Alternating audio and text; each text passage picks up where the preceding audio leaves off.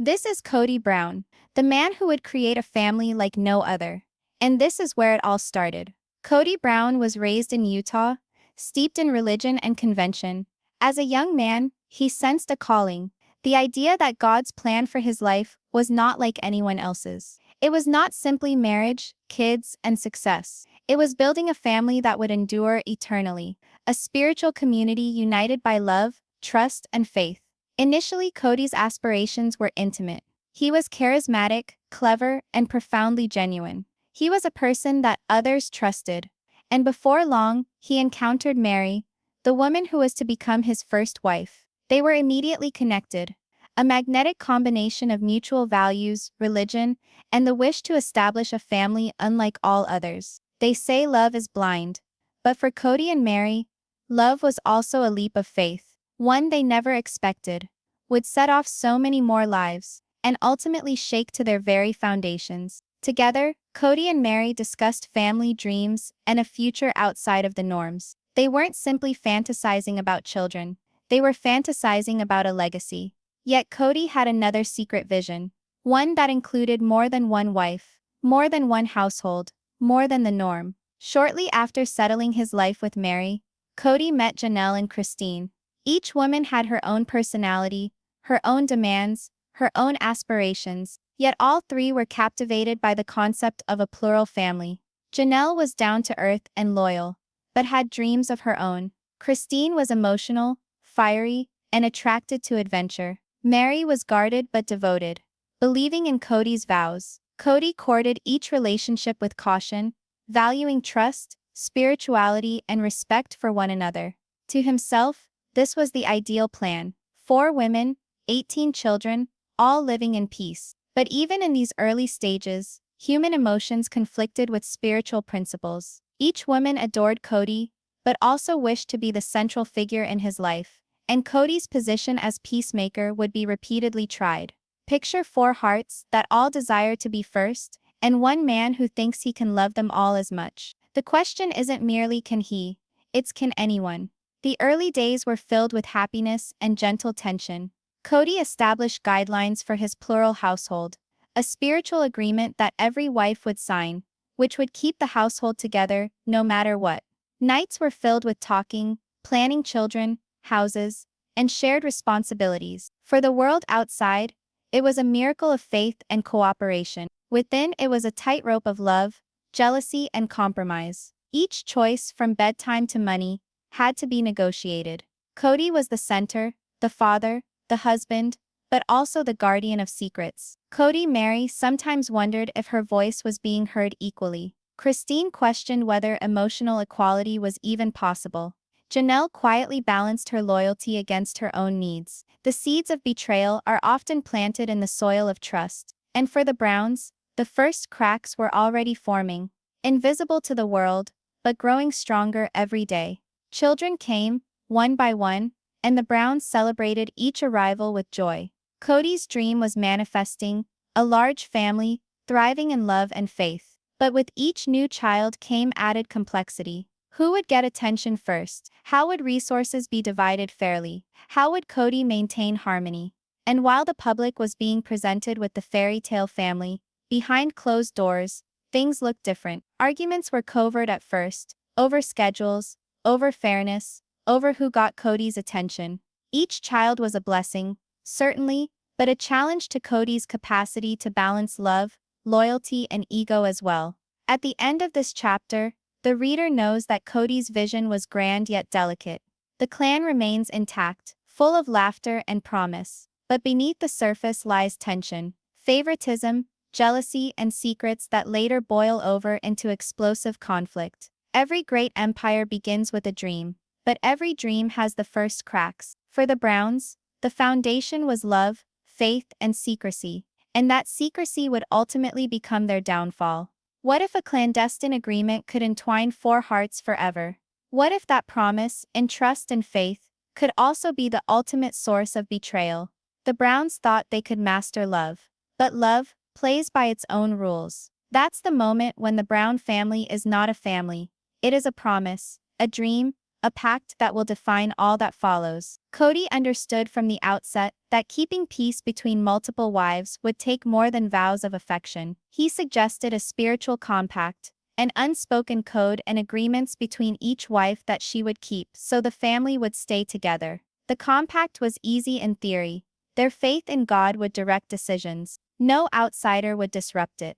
Each wife would respect the other's positions. The wives consented, attracted by the promise of belonging and spiritual meaning. There was a feeling of empowerment and exclusivity.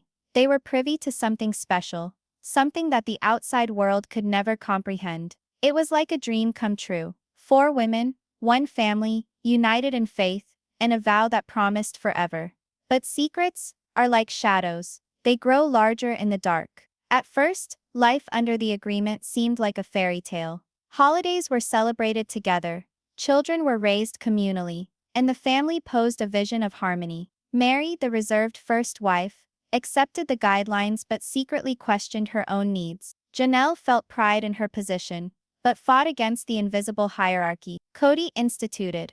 Christine, dynamic and passionate, excelled in her autonomy, but feared her standing in the family. Kody's charm and spiritual leadership maintained the balance. For the moment, all of them felt that loyalty and faith would conquer jealousy, competition, and doubt. Imagine living under a rulebook for love, where every look, every word, every decision must uphold a promise you can never break. But what if your heart doesn't play by the rules? In spite of appearances to the contrary, tensions quietly began simmering almost at once. The clandestine agreement called for equality, but human feelings are not quite so compliant. Hifta, who received most of Kody's attention, Hifta, who would control the children's schedules, Hifta, who had greater control in family decisions. These questions, though seemingly insignificant, spawned an undercurrent of competition. Every encounter held a double meaning.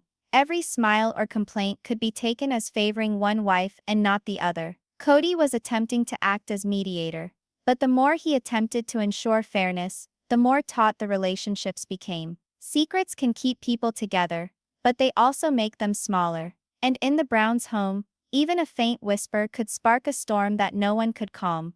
The agreement was not only pragmatic, it was profoundly spiritual. Kody frequently reminded the wives that religion was the adhesive that kept them intact. Prayers were exchanged, scriptures were debated, and the prospect of divine sanction made the agreement holy. The wives had a sense of responsibility, to one another, to Kody and to the legacy of the family. They weren't merely cohabiting, they were involved in something greater than themselves, a dream that required loyalty, patience, and blind obedience. But spirituality could only suppress human weaknesses so far. Early favoritism, underlying resentments, and emotional ties outside the agreement started to undermine the very foundations they had committed to defend. Faith can ignite devotion, but it can't muzzle jealousy. And where love is divided, even the strongest ties can start to fray, silently, invisibly, until it's too late. The Brown children grew up under this diligently built system. Each additional child brought happiness, optimism, and more of a need for balance. Who would do what with which child? Who would educational decisions, birthdays, and discipline be made fairly? The pact required constant vigilance. Kody had to be a father, husband, mediator, and spiritual guide, a role that would test him in ways no one could imagine. The wives, meanwhile, had to navigate love, jealousy, and loyalty simultaneously. The secret agreement was designed to shelter them, but it also sowed the seeds of suspicion, favoritism, and backstabbing. The Browns believed they could govern love through rules and religion, but love has another agenda. Imagine this, a crying baby echoes through the house. 4 women and 1 man, all pounding heartbeats, stand around a small package of life. Joy is in the room, along with a silent tension. This is the moment when Kody's vision starts to get bigger, not in terms of numbers, but in scope, complexity, obligation, and emotional investment. The birth of each child infused the Brown home with a wave of joy. Birthdays, lullabies, and early steps filled their days with laughter and love. Kody, protective and proud, saw his vision of a big, blended family unfolding. Kody, Meri, the eldest wife, enjoyed being mother and mentor, raising her children while assisting with the care of the others. Janelle welcomed her expanding brood with down-to-earth practicality, managing timetables and keeping the house in order.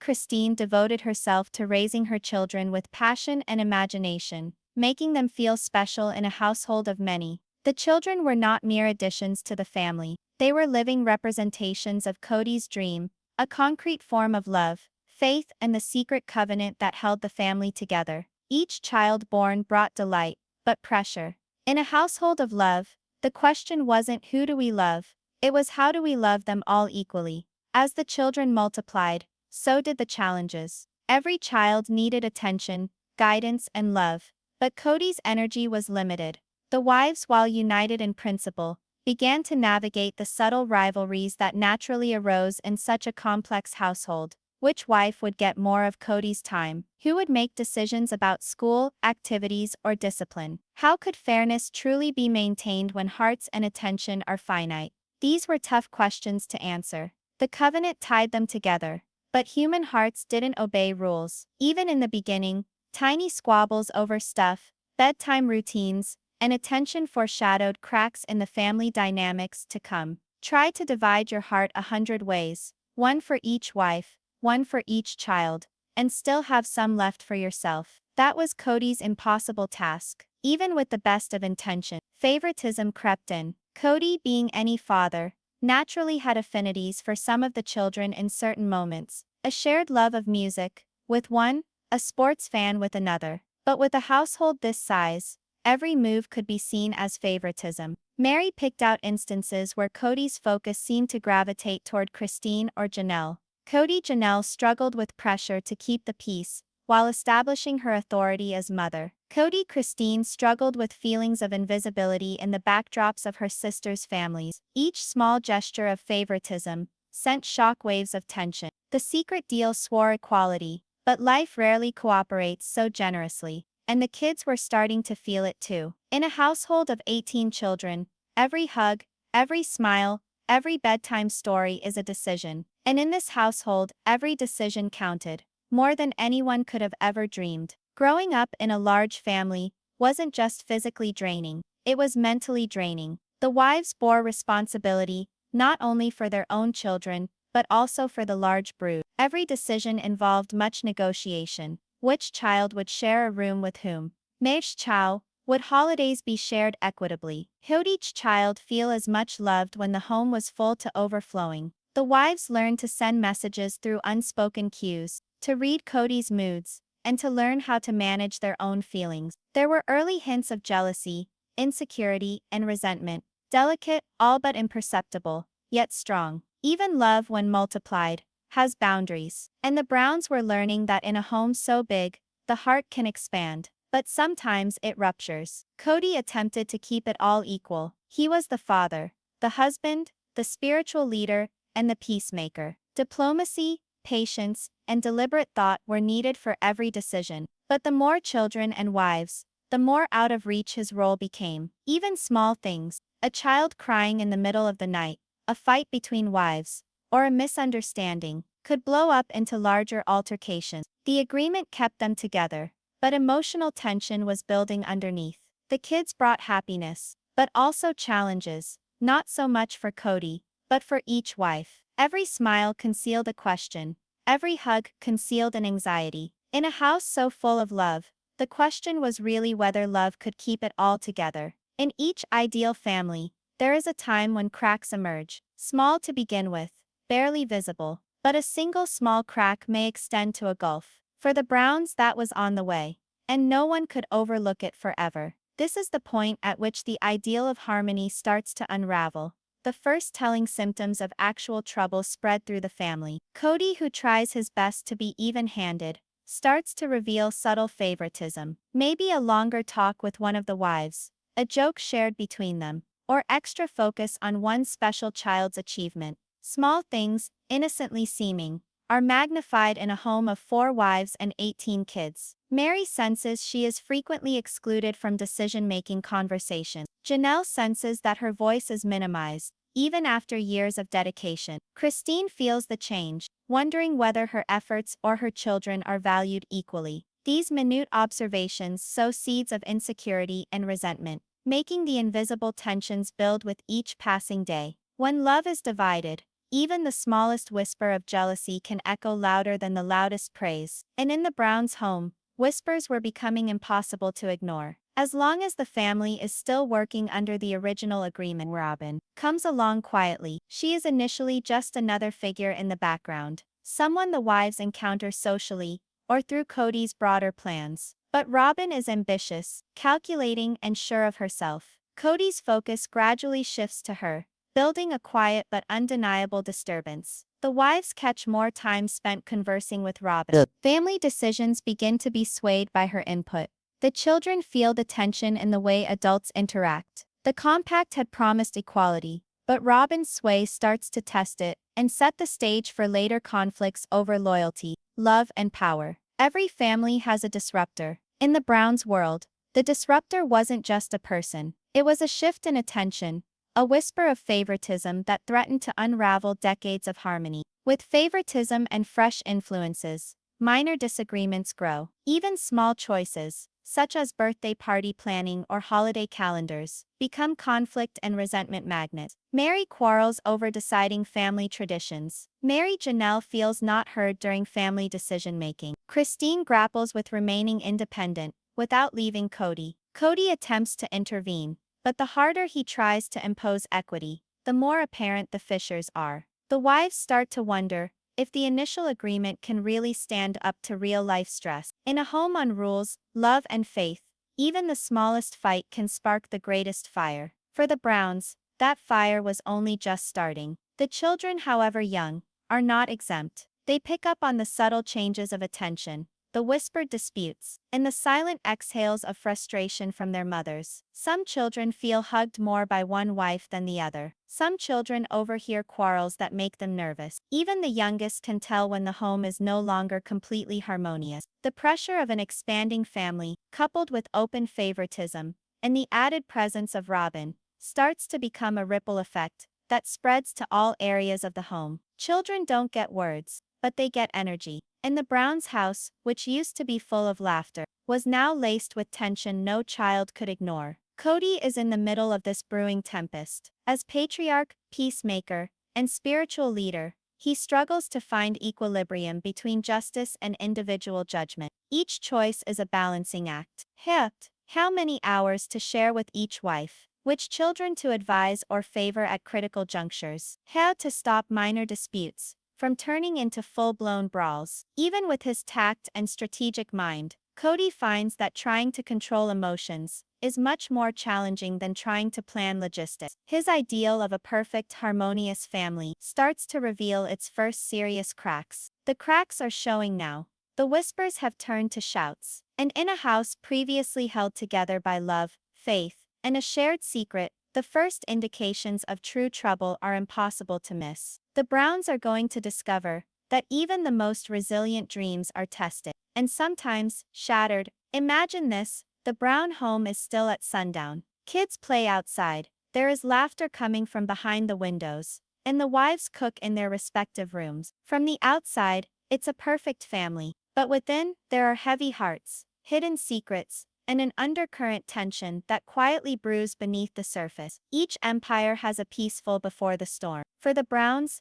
this was it, an unsteady peace, founded on love, religion, and a secret agreement. But even the greatest alliances are put to the test, and what follows will turn everything upside down. This is the point where fantasy and reality collide, and the viewer feels that the Brown family's utopia is on the brink. In spite of escalating tensions, the family still remains outwardly as a polygamous success story. The wives run their homes, the kids prosper, and Kody remains the patriarch. Ditch-chilled family functions still reveal smiles, hugs, and celebrations. Ditch-chilled, Kody focuses on religion, prodding all to keep the group together. Ditch-chilled, public outings depict a family committed to love and tradition. But beneath the surface, emotional fissures are opening up.